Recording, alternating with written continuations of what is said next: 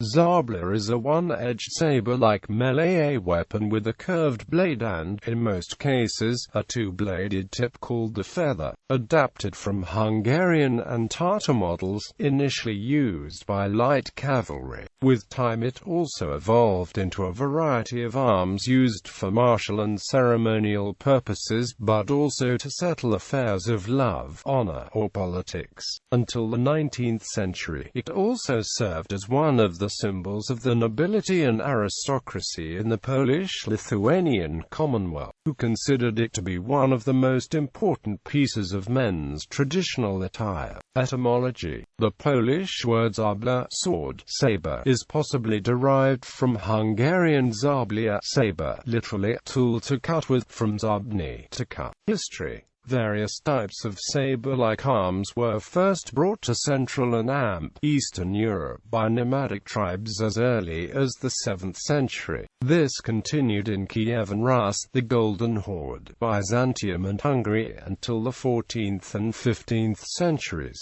when the curved sword was adopted in Western European warfare, including Bohemia and Germany. Initially the sabers were used in Hungary and Kievan Rus.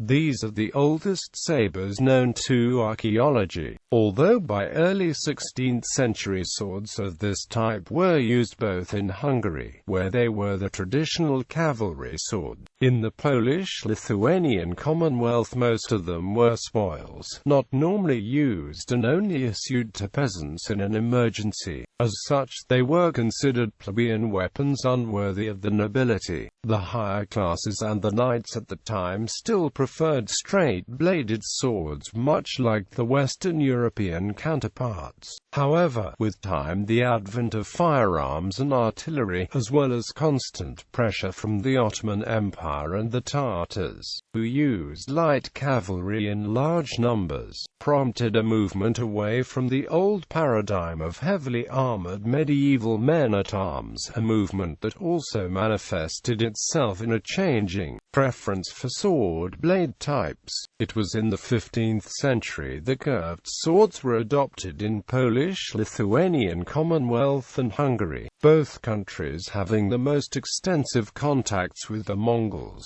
Turks and Tatars. The following century, after the election of Transylvanian Hungarian noble Stefan Batory as King of Poland, the entire Polish army was reformed to suit the new needs. The series of Polish-Lithuanian Union, as well as extensive contacts with Hungary and Transylvania, made the sabre one of the basic arms used by the nobility, formerly using the swords. With time the sabre evolved in the Polish-Lithuanian Commonwealth and gave birth to a variety of sabre-like weapons, fit for various tasks. In the following centuries, the ideas of Sarmatism as well as the Polish fascination with Eastern attire, customs, cuisine and warfare resulted in the szabla becoming an indispensable part of attire of the szlachta, as well as one of the symbols of nobility and its alleged ancient roots. Construction: the main feature of szabla is a curved one-edged blade, often with a yelmen. As in most swords, Polish sabers were composed of a variety of parts, each bearing a different name: hilt, blade forte, the upper part of the blade, usually used for blocking of strong pushes, usually it covered roughly the third part of the blade. Foible, the tip of the blade, often double-edged. The forte and foible could be visually separated by two claws on the non-sharp side of the blade, the threshold and the martel. Both sides of the blade could be shaped in a variety of ways and were often decorated with ornaments or inscriptions.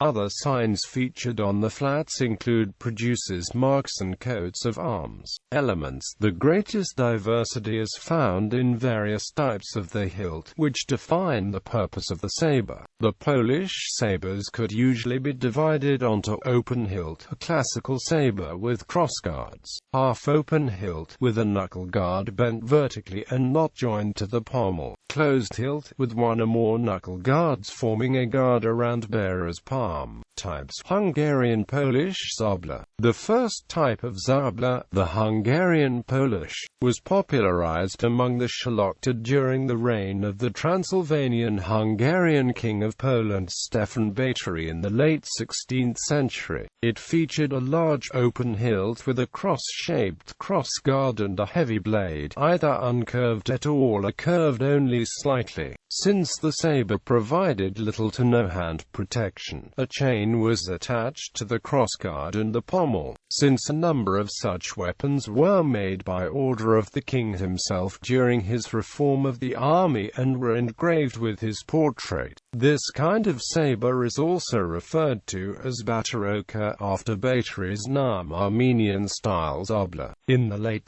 17th century, the first notable modification of the sabre appeared. Unlike the early Hungarian Polish type, it featured a protected hilt and resembled the curved sabres of the East. It was hence called the Armenian sabre, possibly after Armenian merchants and master swordsmiths who formed a large part of arms makers of the Commonwealth at those times. In fact, the Armenian sabre developed into three almost completely distinct types of swords, each used for a different purpose. The popularity and efficiency made the Polish nobles abandon the broadswords used in Western Europe. Czechzuga was a curved sabre with a small crossguard with an ornamented open hilt and a hood offering partial protection to the hand. Ordinka was a heavier weapon used by the cavalry. It resembled a mixture of all the features of the Czechzuga, with a heavier and more durable hilt and blade of the short sword. Armenian carabela was the first example of a ceremonial sword used by the Szlachta. It had both its blade and crossguard curved, and had a short grip. It was engraved and decorated with precious stones and ivory. Used throughout the ages, in the 18th century it evolved into a standard carabela, used both as a part of attire and in combat. Hussar Szabla. The hussar sabre was perhaps the best-known type of Szabla of its times and became a precursor to many other such European weapons. Introduced around 1630, it served as a Polish cavalry mêlée weapon, mostly used by heavy cavalry, or Polish hussars. Much less curved than its Armenian predecessors, it was ideal for horseback fighting and allowed for much faster and stronger strikes. The heavier, almost fully closed hilt offered both good protection of the hand and much better control over the sabre during a skirmish. Two feather-shaped pieces of metal on both sides of the blade, called moustache, offered greater durability of the weapon by strengthening its weakest point, the joint between the blade and the hilt. The soldier fighting with such sabre could use it with his thumb extended along the back strap of the grip for even greater control when fencing, either on foot with other experienced horsemen, or by using the thumb ring, a small ring of steel or brass at the junction of the grip and the crossguard through which the thumb is placed, could give forceful downward swinging cuts from the shoulder and elbow with a locked wrist against infantry and less experienced horsemen. This thumb ring also facilitated faster recovery of the weapon for the next cut. A typical hussar Szabla was relatively long, with the average blade of 85 centimeters in total. The tip of the blade, usually some 15 to 18 centimeters long, was in most cases double-edged. Such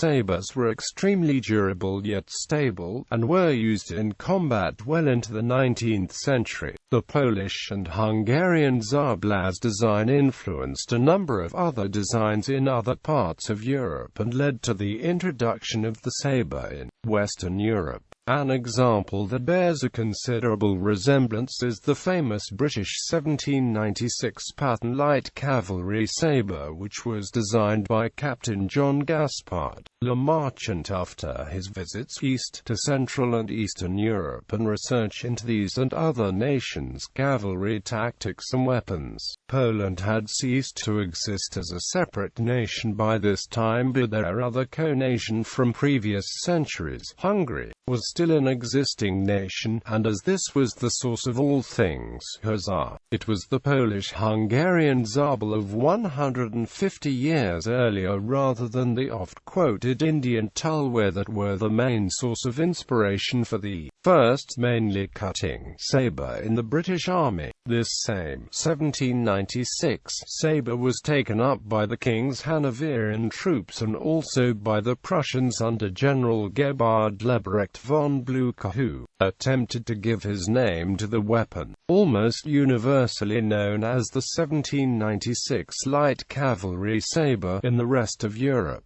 This weapon also found its way into the cavalry of the newly formed United States of America in the War of 1812. Carabella, perhaps one of the most famous types of a Polish sabre, was the classical carabella, which entered service around 1670.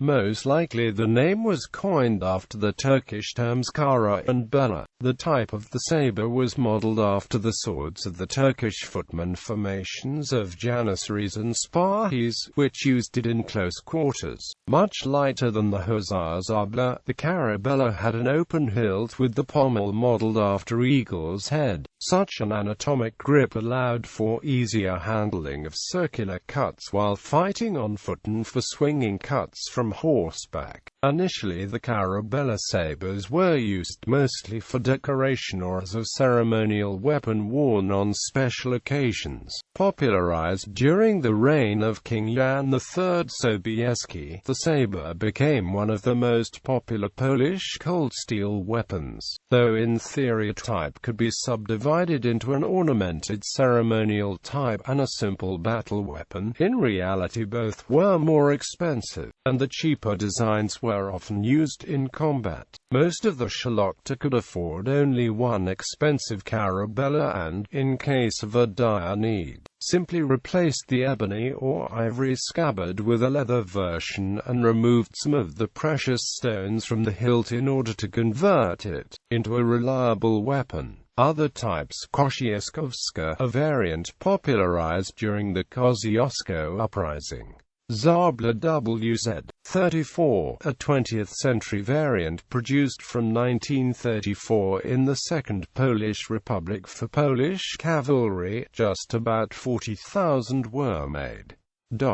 Technique. Stance. There are many stances for the Szabla, such as back-weighted, toes forward, even-weighted, and forward-weighted. Back-weighted is a stance in which the back leg is bent and put the weight onto, while the front leg is free to move with little weight in the case of an attack by the opponent. Toes forward is a stance in which weight is evenly distributed between each leg. The balls of the feet are planted on the ground while the toes are raised. Even-weighted is a stance in between forward-weighted and back-weighted. Forward-weighted is a stance in which most of the weight is on the front leg, allowing the back leg to move freely. This allows the person to lean into or away from the attacker. Footwear. Proper footwear was also very important when it comes to stance. There are two main types of footwear used in Poland at the time: Polish Hussar boots and Turkish footwear. Polish Hussar boots were used in the 17th century. They came in mostly yellow, gold, or maize coloring. They had a high heel and also allows for the ball of the foot to rest naturally on the ground. Despite the name, Turkish footwear was common in 17th century Poland. Like the Polish Hussar boots, these boots had a high heel for attaching spurs, as well as allowing the ball of the foot to rest on the ground. Bibliography. W. Kwasznowicz, Lexikon Broni Bialia Amatarza Se Warsaw, Dom Widornik Zibelona, 2003 ISBN 83-11-096171. W. Kwasznowicz, Dezij Zabli W. Pearls, Warsaw, Dom Widornik Zibelona, 1999 ISBN 83-11-08894-2. Andrzej Nadolski, Polsko Bron.